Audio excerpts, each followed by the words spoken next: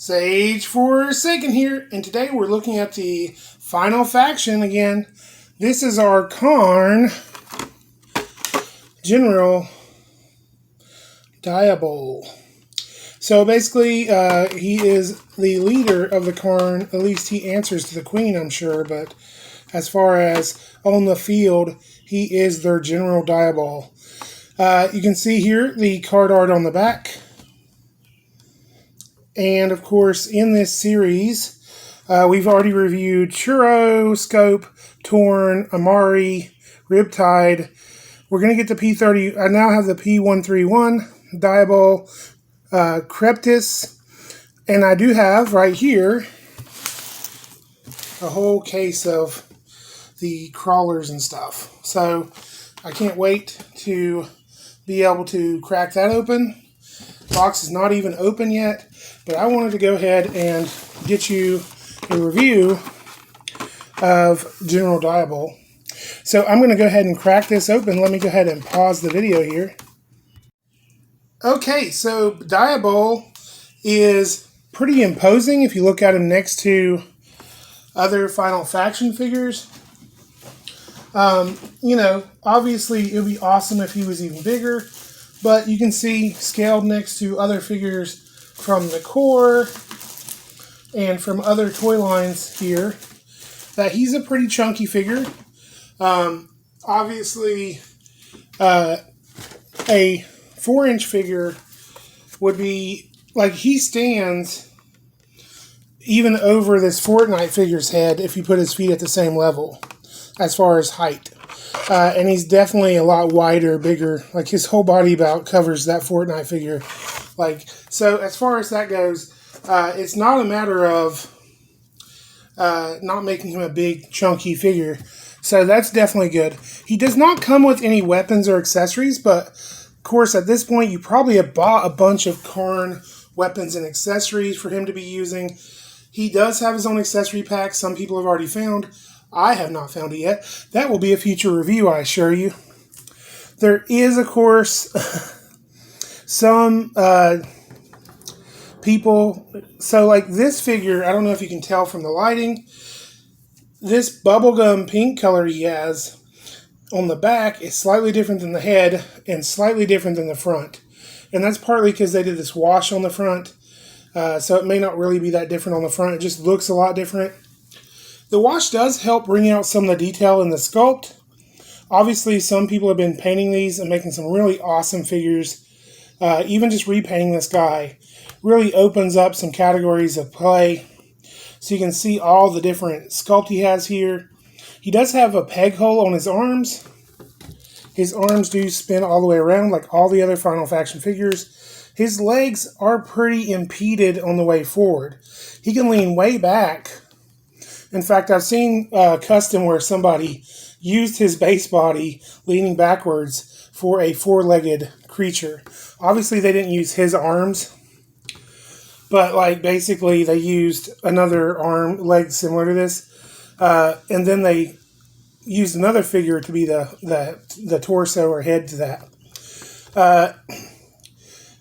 Just like all of the Final Faction figures, if you get in close, you can see he does have a lot of good sculpting here. There is a lot of mold lines on the shoulders and stuff, but the actual sculpt for the face, he looks pretty demonic.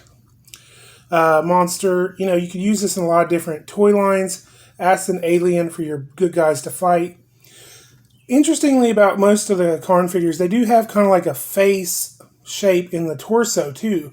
Almost like their stomach could open up and bite somebody. None of them have done that so far. We haven't seen it in the cartoon or the figures. On the back, he does have peg holes. I assume that's so he can like peg stuff in there when he gets his accessory packs. Same thing with arms. On both arms, he has a peg hole right around the elbow area, or just forearm, high forearm. He does have, of course, really good wide feet. So like as long as you don't have his arms too far back, he will stand up even on a slightly slanted floor like mine. You know, he's standing up pretty good. Of course, he falls over as soon as I say that. On his own without a lot of posing. But, of course, very limited articulation. Now, looking back through our list, if I was going to rate this figure, Diabol, articulation is going to be a solid 2.5, just like all the others. So basically, we're going to get, that's pretty common. The paint, I'm actually not really happy with the color of I don't know, should this fall under sculpt and design or should it fall under paint?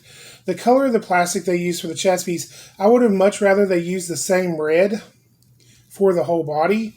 And then we could have, painted it or whatever to make it stand out different. Because he is so pink, it's very off-putting.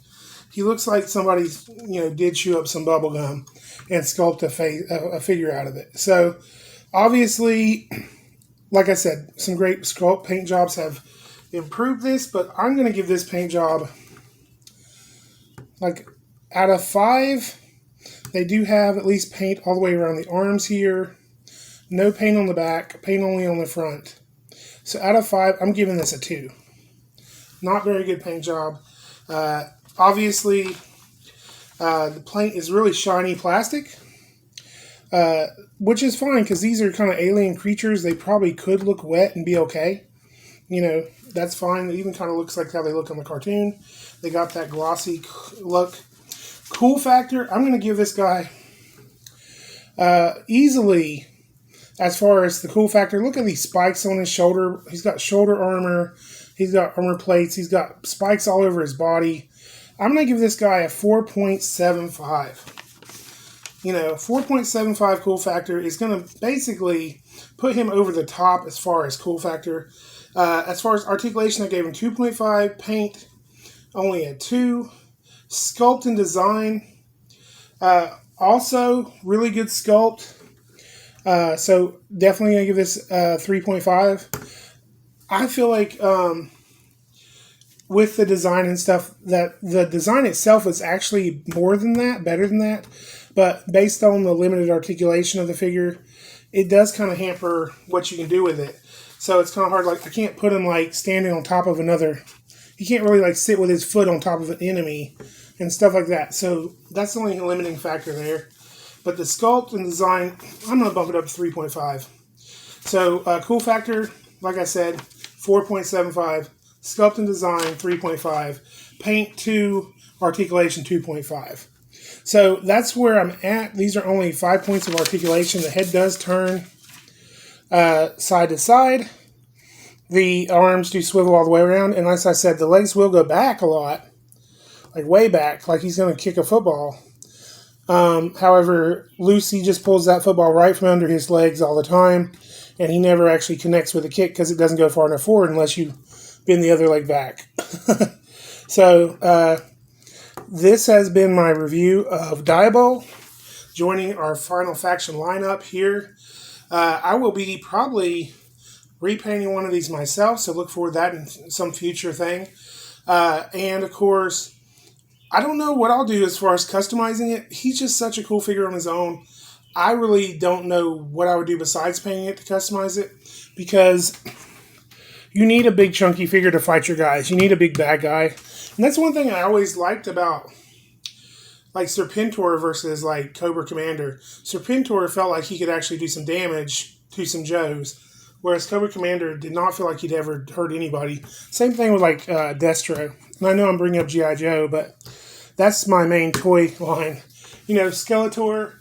I watched He-Man 2. Skeletor looked like he could go head-to-head with He-Man, even though he was a little whiny guy too. But at least he could go head-to-head.